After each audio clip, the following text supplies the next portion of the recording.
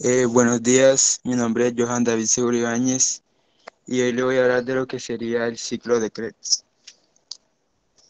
Para iniciar, podemos decir que el ciclo de Krebs es una vía metabólica presente en todas las células aerobias, es decir, eh, utilizan oxígeno como aceptor final de electrones en la respiración celular. En los organismos aerobios, las rutas metabólicas responsables de la degradación de los glúcidos, ácidos grasos y aminoácidos convergen en el ciclo de Krebs, que a su vez aporta poder reductor a la cadena respiratoria y libera CO2. En oxidación intermedias, reducción de coenzimas de cadena respiratoria, 3-NAD y un FAD, esas moléculas reducidas que integran la cadena respiratoria se reoxidan y parte de la energía liberada se usa para fosforilizar el ADP a ATP.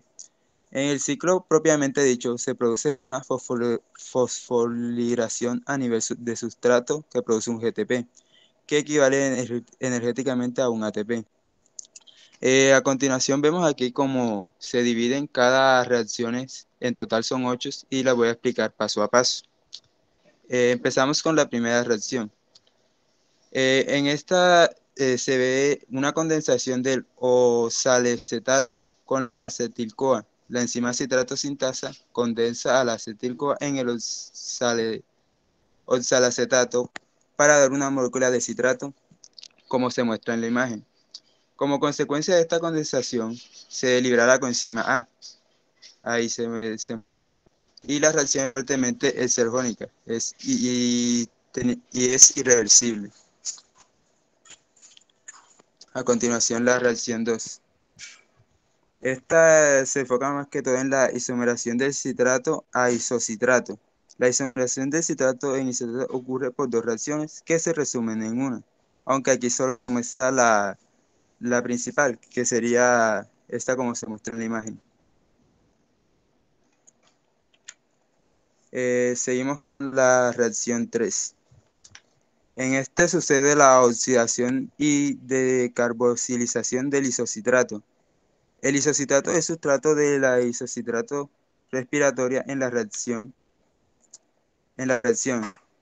a partir de las cuales el isocitrato forma Z-glurato. Para lograr ese producto ocurre una descarbonización, es decir, la liberación de una molécula de CO2 y la reducción de un NAD que permite la formación de 3 ATP. Y seguimos con la reacción 4. Aquí muestra cómo el cetoglurato se transforma en succinil-CoA. Este paso implica la segunda descarbonización oxidativa catalizada por la cetoglurato deshidrogenasa, que lleva a la formación de succinil-CoA. El NAD es la coenzima de la deshidrogenasa, de manera que se forman 3 ATP como consecuencia de la actividad de la cadena respiratoria.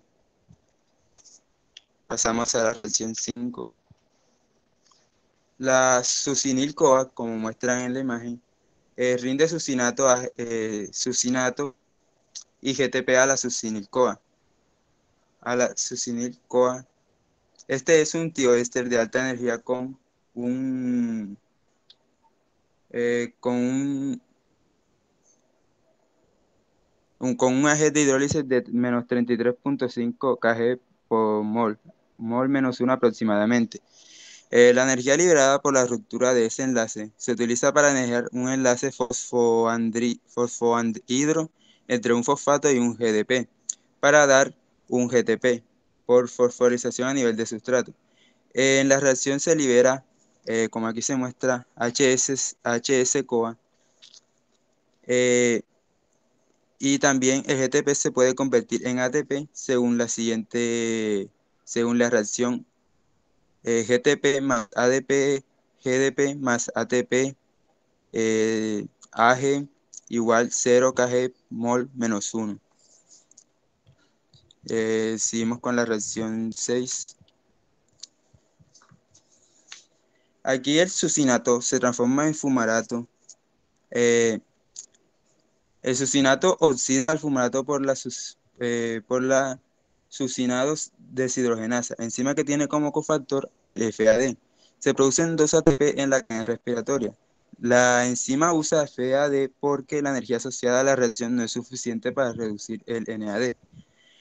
El complejo enzimático de la succinato deshidrogenasa es el único del ciclo que está asociado a la membrana mitocondrial de eucariotas y en la membrana plasmática de procariotas. En la reacción 7, el fumarato se hidrata y genera malato. Se genera malato. La fumarasa cataliza la adición de agua, es decir, la hidratación del fumarato y el producto de la reacción es el malato. Como aquí se muestra, este H2O lo que haría es desaparecer prácticamente para adaptarse a una nueva molécula, que sería el malato. Y en la, digamos así, la última reacción, el malato se oxida a oxalacetato, dada la naturaleza cíclica de la vía. Las reacciones en su conjunto conducen a la regeneración del oxalacetato eh, y la malato deshidrogenasa cataliza la oxidación del malato a oxalacetato con la reducción de un NAD y en esta se forman 3 ATP en la cadena respiratoria. Hay otro tema que sucede al momento del ciclo de Krebs, que es la regulación, ya que hay momentos en los que se puede producir de más o menos cantidad de ATP o de diversos componentes que se forman en este. Y ahí eh, le voy a explicar primero qué es la regulación de ciclo de Krebs. Bueno, la regulación del ciclo de Krebs hace posible la producción de moléculas de acuerdo a las necesidades celulares y asegura que no ocurra o subproducción en un momento dado. Como explica aquí, la regulación del ciclo se da en diferentes puntos, porque puede alimentarse o ser abastecida a través de cualquiera de sus intermediarios. Esta regulación es compleja en comparación con las vías catabólicas, como la glucólisis, y se consideran situaciones de regulación relacionadas al estado energético celular. La regulación de las enzimas suele ser por modulación alestórica, por modificación covalente y por acumulación de productos. La lógica de la regulación se rige principalmente por la relación ATP-ADP y NADH y NAD, así como por las concentraciones de algunos intermediarios del ciclo. Las relaciones entre ATP, ADP y NADH, NADA están relacionadas entre sí a través de la fosforilización oxidativa que ocurre en la cadena respiratoria. Y ambas son señales del estado energético de la célula. A continuación, se presentan 3 situaciones regulatorias. La primera sería la regulación de la principal reacción abastecedora del ciclo, el complejo piruvato deshidrogenasa. Bueno, como se muestra en la imagen, ocurren diferentes tipos de reacciones que equivalen a las reacciones de varios componentes y hacen participación diferentes enzimas, como observamos la fosfatasa y la quinasa. Bueno, a través de la fosforización y desfosforización de serinas de esta enzima, la quinasa es inhibida alestóricamente por el ATP, de manera que cuando los niveles de este son elevados, el complejo pH es inactivo por fosforización. Cuando desciende la concentración de ATP celular, la actividad quinasa decrece y la actividad fosfata se incrementa y elimina el fosfato de la subunidad E1, convirtiendo a la enzima en su estado activo. Cuando las relaciones ATP-ADP, NADH y NAD y acetil-CoA, HS-CoA son altas, la enzima PDH es modulada negativamente. Cualquiera de las 3 relaciones indica que en la célula hay un estado metabólico rico en energía. Cuando estas relaciones descienden, la enzima se activa y se incrementa. Entonces la oxidación del piruvato se sintetiza en acetil-CoA. La regulación del pH a través de la subunidad E1, como se muestra en la figura, es por modificación covalente. a la que la quinasa fosforilasa y una fosfatasa de residuos específicos designados para que la quinasa fosforile AE1. Debe haber alta concentración de ATP, que es un modulador positivo de la quinasa. Esta regula alestóricamente.